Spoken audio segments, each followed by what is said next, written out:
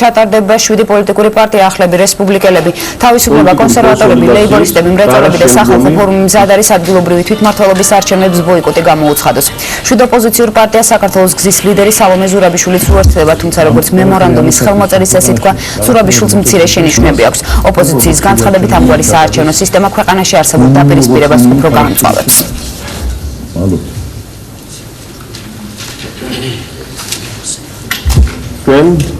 განცხადებაზე ხელისმომწერი პოლიტიკური ჯგუფები ვაყენებთ ამ მოთხოვნას შეიცვალოს თბილისის საკრებულოს საარჩევნო სისტემა, შემოღებული იქნეს პროპორციული არჩევნები, ანუ ის სისტემა, რომელიც ყოველთვის მოქმედებდა დედაქალაქის თვითმმართველობის ორგანოს არჩევნებისთვის, რომელიც უზრუნველყოფს იმას, რომ საზოგადოების განწყობები ყველაზე უფრო ადეკვატურად იყოს ასახული საკრებულოში, ყველა პარტიას და პოლიტიკურ ჯგუფს, მათ შორის სამთავრობო პარტიას კონდეს თანაბარი შესაძლებლობა, რათა ამ არჩევნების გზით დაადასტუროს თავისი ძალა. სააკაშვილი ან აღადგენს პროპორციულ დემოკრატიულ საარჩევნო რეჟიმს დედაქალაქში და მთლიანად საქართველოში, ან გამოეთხოვება საკუთარ სკამს საშინელი ქაოსის ფონზე